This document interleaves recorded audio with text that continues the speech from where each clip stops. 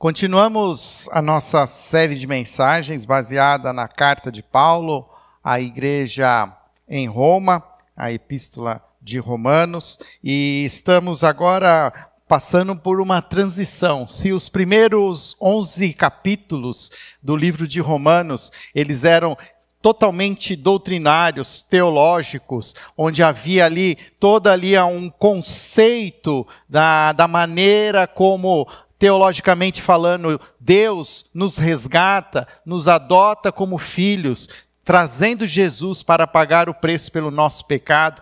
E nesta justiça salvadora, a palavra que mais chama a nossa atenção é a justificação. A justificação não significa que como nós somos declarados justos, não significa que nós somos declarados inocentes. Muito pelo contrário, todos nós éramos culpados. O texto de Romanos deixa claro que todos pecaram, sejam eles judeus, sejam gregos, sejam gentios, sejam homens, sejam mulheres, todos estavam abaixo da linha do pecado. E o que nos faz nos tornarmos justos não é porque nós nos tornamos inocentes diante do julgamento de Deus, mas porque Jesus, Ele vem pagar o preço pelo nosso pecado e nos tornar justos diante de Deus. E então nós vamos, se você perdeu alguma dessas mensagens, eu faço para você um convite para que você ouça essas mensagens, elas todas estão editadas no nosso canal no YouTube, e você pode ter acesso ali ao tempo todo, e no Spotify também, onde você tem um áudio, que para algumas pessoas também se torna uma maneira mais fácil também de poder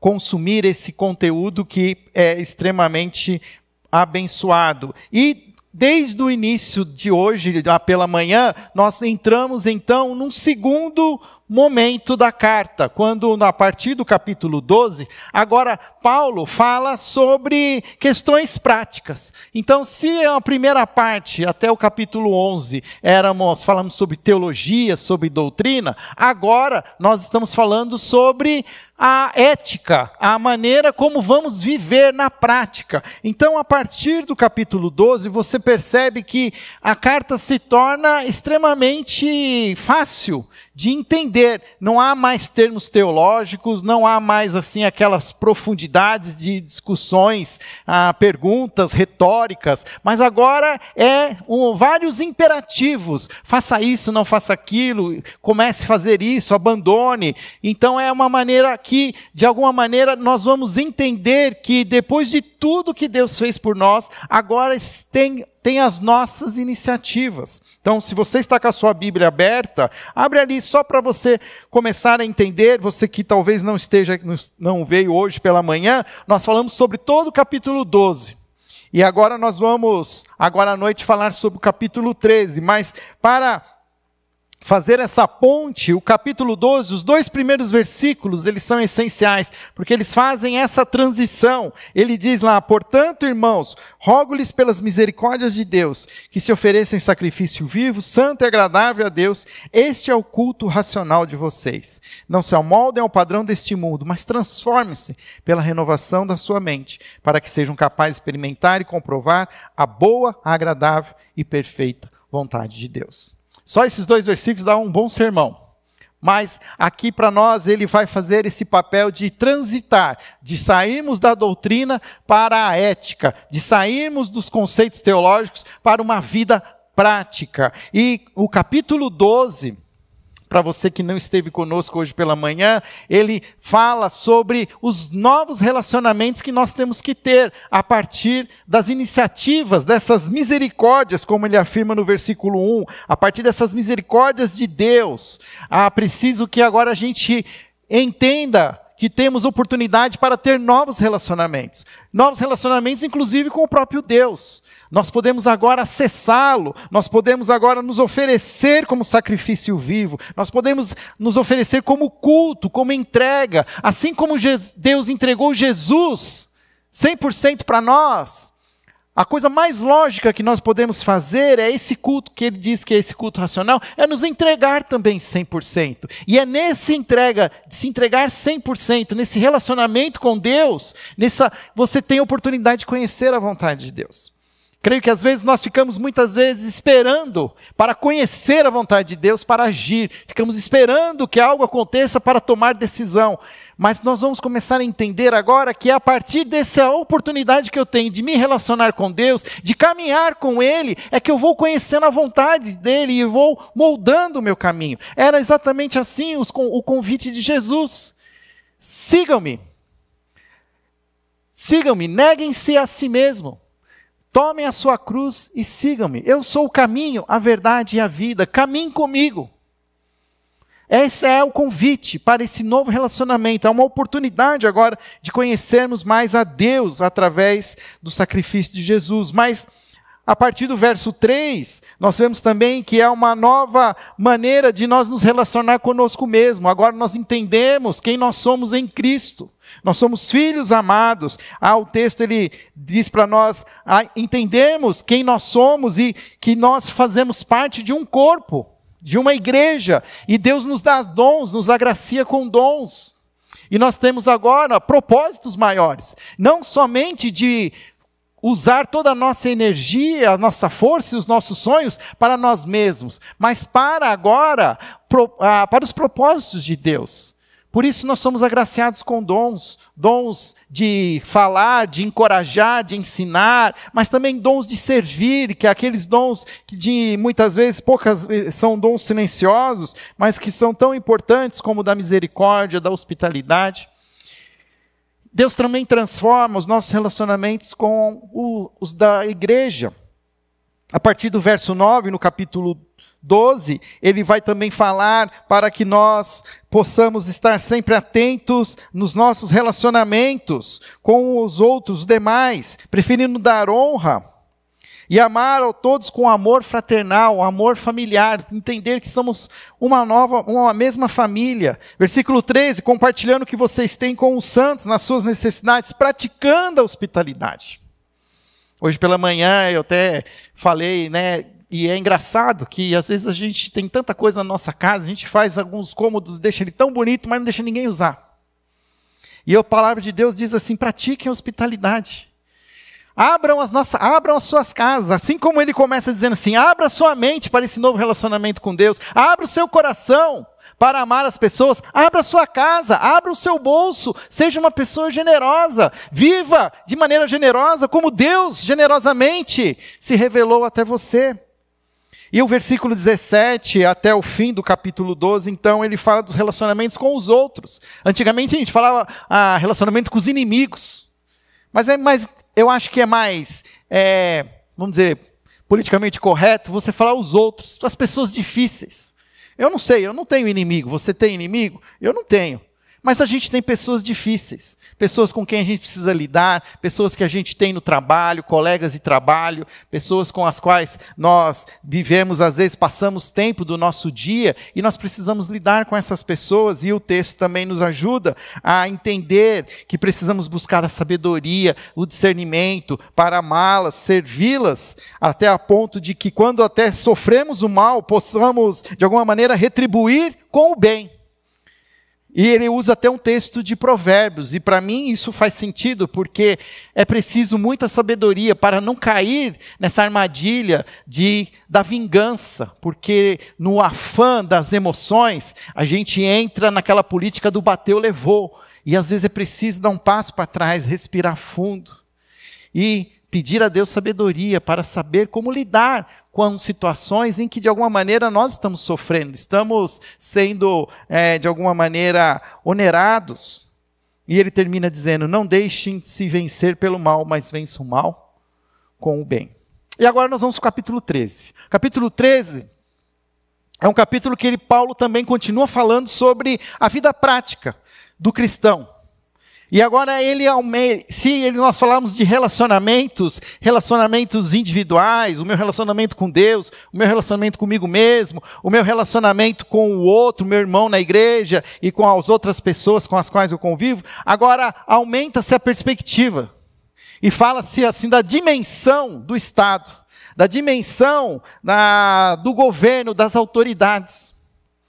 E nós vamos ler juntos esse capítulo, é um capítulo curto, é o capítulo 13, ele tem 14 versículos, ele diz assim: todos devem sujeitar-se às autoridades governamentais, pois não há autoridade que não venha de Deus. As autoridades que existem foram por ele estabelecidas. Portanto, aquele que se rebela contra a autoridade está se colocando contra o que Deus instituiu. E aqueles que assim procedem trazem condenação sobre si mesmos, pois os governantes não devem ser temidos, a não ser pelos que praticam o mal.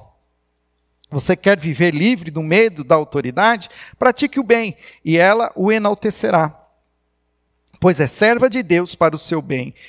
Mas se você praticar o mal, tenha medo, pois ela não porta a espada sem motivo. É serva de Deus, agente da justiça, para punir quem pratica o mal. Portanto, é necessário que sejamos submissos às autoridades, não apenas por causa da possibilidade de uma punição, mas também por questão de consciência. É por isso também que vocês pagam impostos, pois as autoridades estão a serviço de Deus, sempre dedicadas a esse trabalho. Deem a cada um o que lhe é devido, se imposto, imposto, se tributo, tributo, se temor, temor, se honra, honra.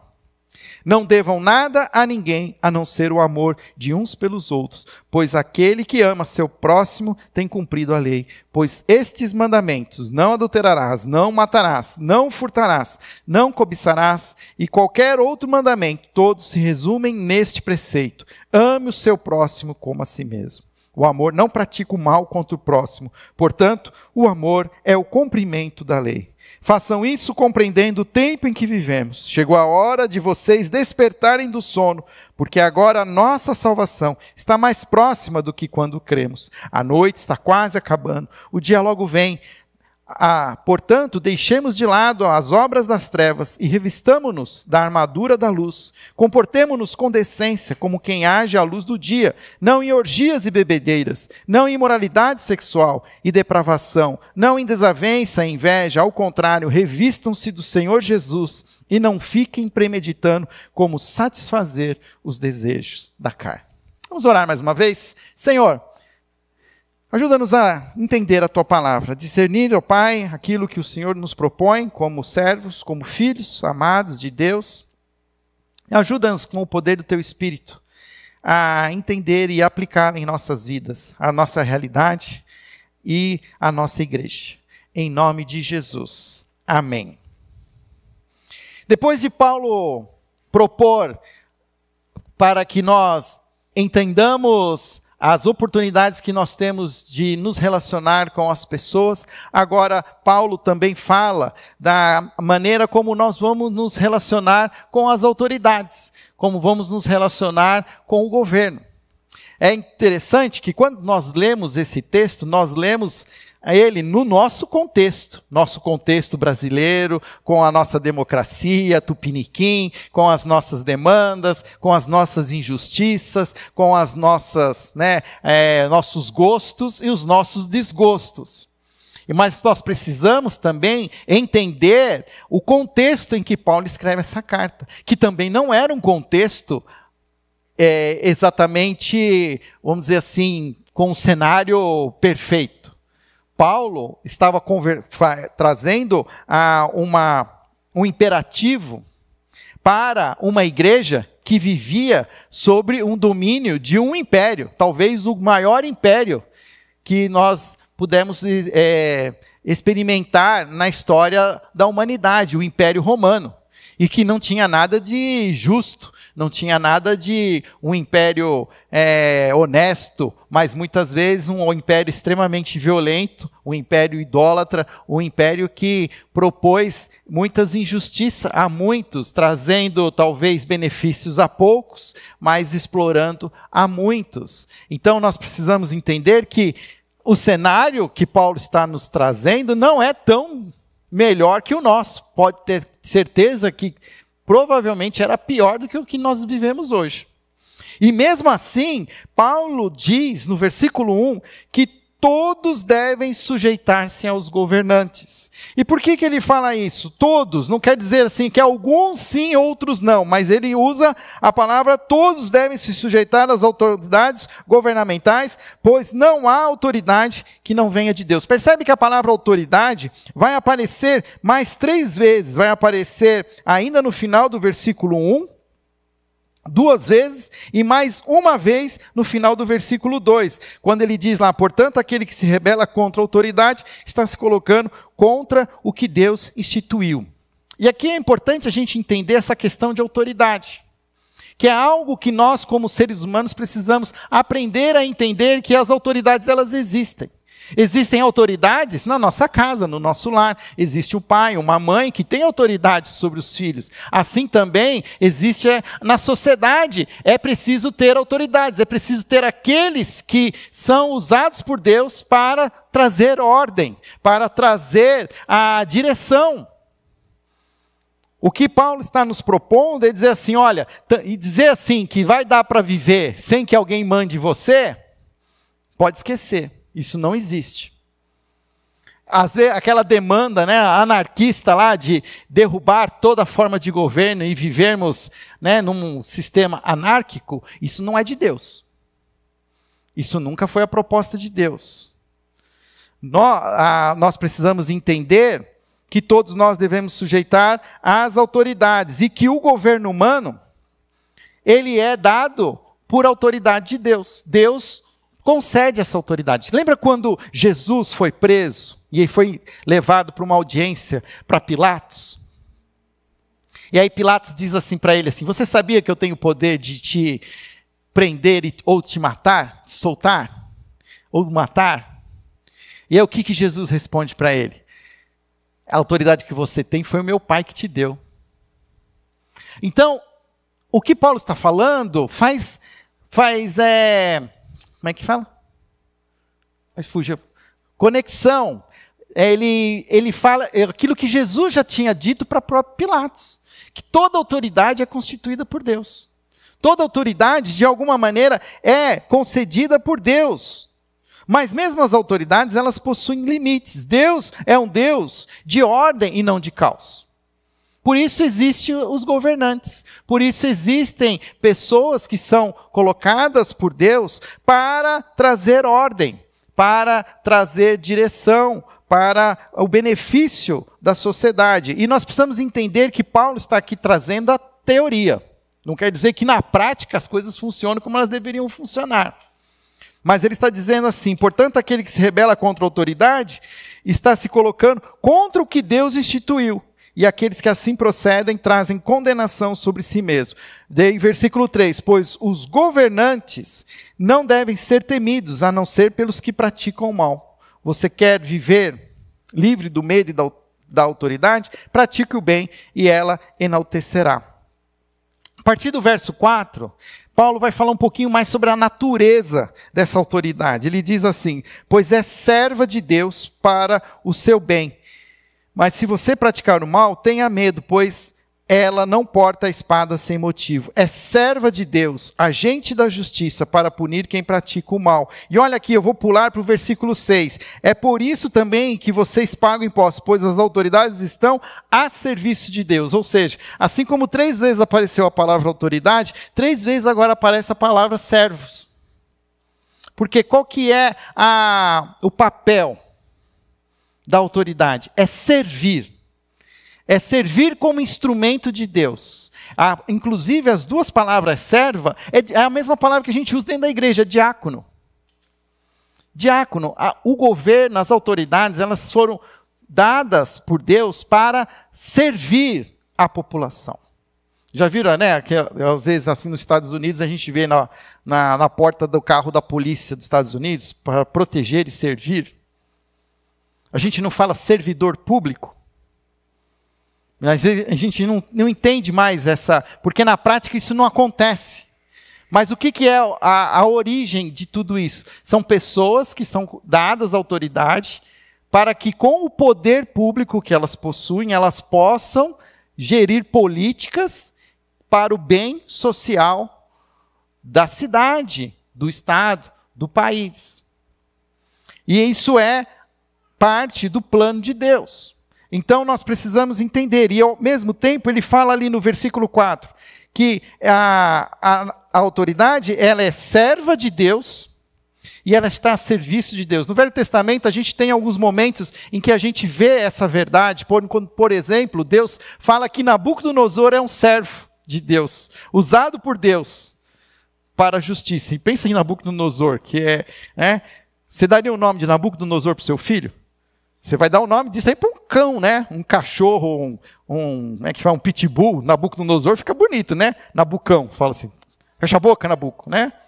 Mas Deus fala o quê? Que aquele tirano era servo dele. Foi usado para cumprir os planos de Deus. Então, muitas vezes, a gente também olha a nossa realidade e a gente fica assim, de alguma maneira angustiado, fica contrariado. Mas nós precisamos entender que Deus está no controle, e Ele permite que as autoridades tenham esse poder, porque esse poder é concedido por Deus. E quando Ele não quer mais, Ele também destitui. E a nós cabe ter um posicionamento, que aqui eu acho que é uma parte importante, que ele diz assim: pois os governantes não devem ser temidos, a não ser pelos que praticam o mal. Você quer viver livre do medo da autoridade? Pratique o bem, e ela enaltecerá. Faça a sua parte. Faça a sua parte. Cumpra os seus deveres como um bom cidadão. Aí, se a autoridade não faz a parte dela, ela vai ter que prestar conta com o próprio Deus. Nós temos a oportunidade de escolher os nossos representantes. Nós vamos chegar agora ao final do ano e vamos poder ter a oportunidade de escolher um novo prefeito para a cidade de Campinas, ou escolher o mesmo prefeito. Nós vamos ter a oportunidade de olhar para os novos vereadores, mas nós precisamos ter essa consciência cidadã, e essa coisa de a gente falar assim, que não adianta, mas a política faz parte da nossa natureza. Nós somos pessoas políticas. Nós fazemos política. Você faz política no seu ambiente de trabalho, você faz política nas conversações, nas discussões. E nós precisamos aprender a escolher os nossos representantes, olhar para as suas vidas, para os seus projetos. Por exemplo, eu tenho uma coisa que é particularmente minha. Eu não gosto de candidato que chega assim e coloca assim, pastor fulano de tal, para vereador. Por quê? Porque se ele é pastor, ele tinha que estar na igreja. E se ele quer ser vereador, então ele seja vereador, mas tira esse título de pastor. Então, e as pessoas põem o título para ganhar mais voto. Perde o meu voto. Pode ser o melhor crente do mundo, mas está fora de foco. E nós precisamos entender esse papel das autoridades. E olha uma coisa importante, só aqui eu quero dar mais uma ênfase. Quando ele fala no versículo 4, que ela é serva de Deus para o seu bem, mas se você praticar o mal, tenha medo, pois ela não porta a espada sem motivo. Deus dá autoridade para que o governo tenha posse de arma. As armas devem ser usadas pelo governo para o bem. E dá até aqui jurisprudência para a pena de morte. É que no nossa justiça, nós não podemos pensar muito em pena de morte, porque nós temos mais injustiça do que justiça. Mas Deus concede que o governo tome decisões de quem deve viver e quem deve morrer, porque ele porta a espada. E se ele usar essa espada de maneira indevida, Deus vai cobrar. Então a gente pensa muito assim no Velho Oeste, todo mundo portando um revólver, né? E às vezes a gente quer voltar a ter, tem o Velho Oeste, que todo mundo portando arma. Já pensou? Fazendo justiça com as próprias mãos? Não gostei, pá! Né? Então tem que ter uma ordem, senão isso vira um caos. O fato é que, de novo, Paulo, ele também não está aqui dentro de um contexto perfeito. Ele está falando até debaixo de um contexto de um império romano que tinha uma grande espada e que pulverizava muitas pessoas. Mas nós precisamos entender a essência. e nos submeter a esse entendimento. Ao mesmo tempo, é possível existir dentro da nossa vida cristã a desobediência civil. Sabe quando nós podemos ter a desobediência civil? A desobediência civil ela é válida quando nós defendemos um valor maior, que é a própria vida. Então, muitas vezes, nós vamos ver até assim as autoridades propondo a morte. E nós precisamos prestar atenção se isso não está se opondo ao valor que Deus dá à vida. Então, a desobediência civil, ela se torna uma oportunidade. Porque antes importa obedecer a Deus do que aos homens. E a gente vai ter também, na Bíblia, exemplos pontuais de desobediência civil. Lembra quando o faraó mandou matar os bebês que iam nascer das mulheres hebreias? E o que aconteceu lá com as parteiras? As parteiras se fingiram de morte e continuaram fazendo os partos. E ainda depois, quando foram convocadas lá, eles falaram assim, porque elas são muito saudáveis, as hebreias, e quando a gente chega, os neném já nasceram. Elas ainda mandaram essa. Aí fala assim, mas pastor fala que não pode mentir, e elas mentiram. A gente precisa ter um pouco de bom senso, porque imagina assim, que se um dia chega lá um ladrão na sua casa, você escondeu o seu filho debaixo da cama, ele fala assim, cadê o seu menino? E você fala, eu não posso mentir, tem que falar que ele está debaixo da cama. Nós precisamos entender que, quando defendemos a vida, a desobediência, ela tem o seu lugar. Em favor da vida. Em favor da vida. E Deus é a favor da vida. Por isso, a igreja tem um papel fundamental em ser uma voz profética dentro da nossa condição.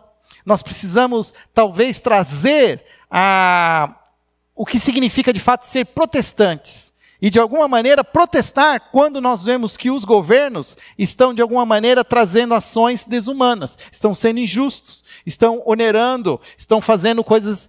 Mas a gente acaba, até pela nossa própria prática latino-americana, a gente baixa a cabeça, a gente fica quieto. Nós devíamos, talvez, ser um pouquinho mais revoltados, assim, mais... fazermos mais protestos, batermos mais panelas. Já viu lá os parisienses, lá, os franceses, lá, que eles ficam infernizando o governo? A gente vai aceitando tudo também. E a gente vive, sim, de fato, algumas coisas que são muito difíceis de aceitar. A gente tem hoje propostas de aumento de impostos, e a gente não vê ninguém falando sobre corte de gastos públicos. Olha, eu não faço nem essa conta porque eu fico triste, amargurado, mas vê quanto custa um vereador na cidade de Campinas. Não vou nem falar de um deputado estadual ou federal, mas procura saber quanto é o custo de um vereador. Você acha que precisa de tudo isso? Então tem muita coisa que a gente não fala nada, e essas horas a gente precisa falar. Precisaríamos, de alguma maneira, também sermos parte daquilo que Deus nos chama para também revelar os desmandos das autoridades. E às vezes a gente vê muito isso no Velho Testamento, nos profetas, levantando a bola para os desmandos das autoridades. Que eles possam perceber também que eles estão fazendo um desserviço ao invés de um serviço. Enfim, há para nós esse desafio de nós termos essa consciência de entender as autoridades governamentais sobre nós. E até ele fala, terminando o versículo 7, deem a cada um que lhe é devido, se imposto, imposto, se tributo, tributo, se temor, temor, se honra, honra. Então Paulo com certeza aqui traz a palavra de Jesus quando perguntaram para ele, preciso dar imposto a César? E ele pergunta de quem é a imagem que está na moeda. É de César, então dê a César o que é de César. Então nós precisamos também ser coerentes com o Evangelho. E isso, mesmo que isso de alguma maneira nos gere desconforto. Mas nós precisamos aprender a estarmos debaixo, submissos às autoridades. A partir do verso 8... parece que o autor ele muda um pouco o foco. Ele fala agora sobre o amor ao próximo e o fim dos tempos. Mas, lendo esse comentário, até trouxe ele aqui, eu falei sobre ele, comentário feito pelo pastor Timothy Keller, ele faleceu há 2 anos, mas um autor que eu gosto muito de ler, ele propõe que você entenda o próximo parágrafo dentro da mesma perspectiva do parágrafo anterior, que é da submissão às autoridades, para que você entenda o seu papel como cidadão, para que você não possa, de alguma maneira, fazer uma descolar. Olha, isso aqui então é do governo, e daqui para frente nós vamos entrar num outro assunto. Não, está dentro do mesmo assunto, quando ele diz assim, não devam nada a ninguém, a não ser o amor uns pelos outros, pois aquele que ama o seu próximo tem cumprido a lei. Pois estes mandamentos, não adulterarás, não matarás, não furtarás, não cobiçarás, e qualquer outro mandamento, todos se resumem a esse preceito: ame o seu próximo como a si mesmo. Ou seja, qual é o nosso papel como cidadãos, como pessoas, como campineiros? E aí até, né, com o aniversário da cidade de Campinas, apareceu lá, né, a polêmica. 250 anos depois, agora querem falar que não é mais campineiro, que é campinense. Já era, né? Então, campineiros e campineiras, como nós devemos viver dentro da nossa cidade? Não devendo nada a ninguém, a não ser o amor. E aqui, então, vem para nós a oportunidade de nos relacionar com a cidade, com a sociedade civil, buscando oferecer às pessoas o amor de Jesus, e obedecendo aos mandamentos, como ele diz, ame o seu próximo como a si mesmo. Em muitos momentos, às vezes, eu sou, de alguma maneira, e você também, chamado para alguma coisa, e você fala, não faço, não vou fazer, será que eu vou, será que eu não vou? E aí sempre me vem essa palavra, não devo a ninguém, a não ser o amor. Então, por amor, vá, por amor, faça, por amor, aceite, por amor, mesmo que aquilo não está te trazendo lucro, mas vai te trazer prejuízo, mas faça por amor, faça pelo bem da sociedade. Use dos seus recursos e viva a vida de uma maneira coerente. Versículo 10, o amor não pratica o mal contra o próximo, portanto, o amor é o cumprimento da lei. Façam isso compreendendo o tempo em que vivemos. Chegou a hora de vocês despertarem do sono, porque agora a nossa salvação está mais próxima de que quando cremos. E aí Paulo traz para nós uma outra realidade. Gente, olha, entender que esse mundo em que nós vivemos não é o nosso mundo. Nós fomos chamados para viver uma eternidade que ainda não nos foi dada, mas nós já fomos salvos, lembra, né? Já fomos salvos do poder do pecado, mas ainda seremos salvos da presença do pecado. Mas enquanto a gente ainda vive essa realidade, eu preciso entendê-la à luz de uma promessa de uma nova realidade. E isso é interessante, e por isso que eu acho que faz sentido quando Tim Keller fala que a gente não pode deixar de entender esse contexto político.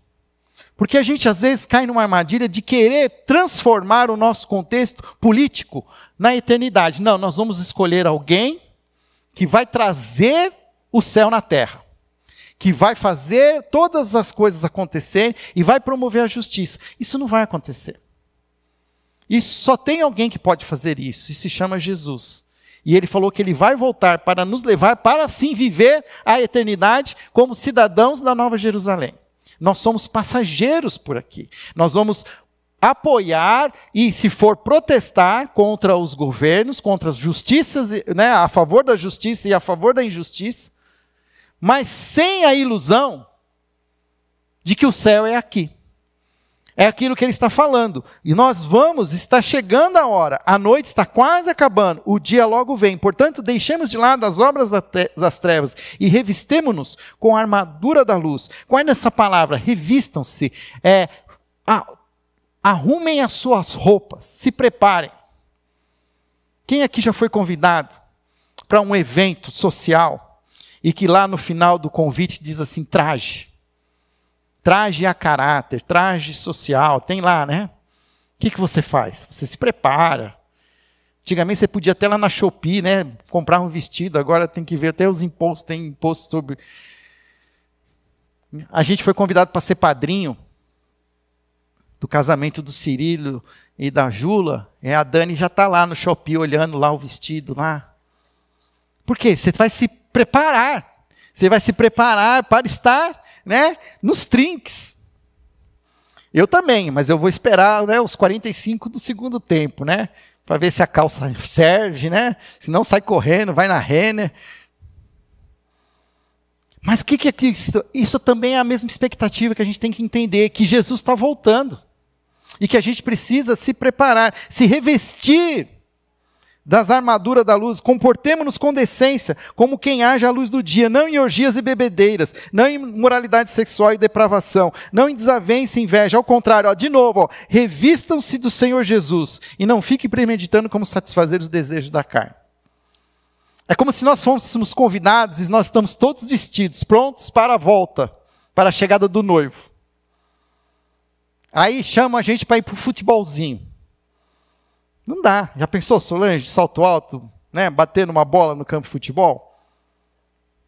Porque ela não tá pronta para mais, ela não faz mais isso. Agora ela está pronta para a volta do rei.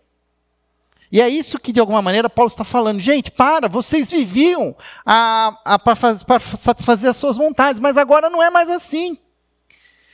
É o inverso do que acontece no casamento. No casamento chega todo mundo bonitinho, né? Tem a cerimônia, tudo, depois vem a festa. Aí já é um solta, né, gravata, tira salto, chinelo de dedo, né? Você vai só se despojando. Aí a festa acaba antes que todo mundo tire a roupa. E não é assim. Na verdade, a gente tem que estar pronto, se preparando e ficando cada vez mais, né, mais assim, vamos dizer assim, revestido de quem? De Jesus Cristo. Para a volta do rei. E não fiquem premeditando como satisfazer os desejos da carne, que é o nosso grande desafio. Porque a nossa carne continua fraca. Se a gente não busca ajustar o foco, aos pouquinhos a gente vai caindo de novo para o lado do pecado, ou não é para lá, é para cá. Mas a gente precisa entender que nós somos agora filhos e filhas do rei. E que mesmo que as coisas não funcionem como a gente queria que funcionasse, mesmo que as autoridades não fazem aquilo que elas deveriam fazer, eu estou me preparando para a volta do governo perfeito, do Rei dos Reis, o Senhor dos Senhores. E eu não posso perder essa expectativa, essa perspectiva. Eu creio que muito dessas teologias que têm surgido hoje, principalmente essas teologias que incluem prosperidade, sucesso, são teologias que esvaziam a volta de Cristo. Porque fazem a gente focar no aqui e agora. Que não está errado, mas de uma maneira desproporcional, a gente quer fazer tanto sucesso agora, que a gente esquece que o agora é finito. E que existe uma eternidade para se viver. E que a gente precisava estar investindo mais nessa eternidade, nessa preparação, nesse cuidado. E a Bíblia tem N parábolas para nos alertar que nós precisamos vigiar e orar e esperar a volta de Cristo. Lembro aqui a parábola das 10 virgens que se preparavam para a volta do noivo. E 5 delas não tinham azeite, suficiente. Que possamos estarmos prontos para a volta de Cristo. E assim nos comportamos com decência, como quem age à luz do dia, não em orgias e bebedeiras, não em imoralidade sexual e depravação, não em desavenças e invejas. Queridos, é um desafio. Hoje de manhã, falando sobre o capítulo 12, a gente já sai daqui cheio de responsabilidade. E agora, ao terminar o capítulo 13, a nossa responsabilidade ela continua aumentando. É-nos dado, então, a comissão de vivermos como filhos da luz no nosso ambiente onde nós vivemos. Nós vamos continuar falando sobre o Romanos capítulo 14 e capítulo 15 na semana que vem. Mas eu quero desafiá-lo esta semana a ler esses versículos novamente. Você, mesmo que não tenha vindo hoje pela manhã, leia o capítulo 12, leia o capítulo 13, comece a olhar e meditar e entender, Senhor, o que eu preciso fazer diferente, o que eu preciso mudar, o que eu insisto em fazer, que o Senhor está me revelando. Eu tenho entendido que os primeiros 2 versículos, eles são fundamentais do capítulo 12. Essa ideia de nós nos tornarmos como culto racional, sabe? É refletir, é usar a nossa mente. Ser cristão é uma decisão racional, não é uma emoção.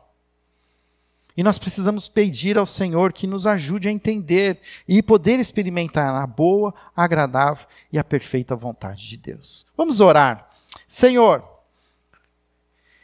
que desafio é, ó Pai, os novos relacionamentos. Novos relacionamentos como cidadãos, como, Pai, aqueles que vamos dar a eles a oportunidade de ser autoridade sobre nós, que o Senhor nos ajude, ó Pai, a discernir a Tua vontade, a entender como viver parte na sociedade em que vivemos, mas sempre, ó Pai, na expectativa de que vamos ainda viver a eternidade de uma maneira diferente da que vivemos hoje. Ajuda-nos como igreja a não perder essa perspectiva do futuro, mas sermos, ó Pai, também assertivos nas nossas vidas durante a nossa estada aqui na terra. Ajuda-nos, Pai, como cidadãos dessa cidade, também como o próprio profeta Jeremias, Senhor, falou aos exilados na Babilônia, que continuem a lutar e a viver para a prosperidade da cidade. Mesmo diante das injustiças, muitos dos desmandos, Senhor, nos dê consciência do nosso papel, do nosso chamado, para que aqui esta igreja possa sempre ser um sinal de luz, luz do Teu reino, do Teu evangelho. Ajuda-nos, ó Pai, a discernir a cada instante aquilo que o Senhor tem nos falado nestas mensagens. Em nome de Jesus. Amém.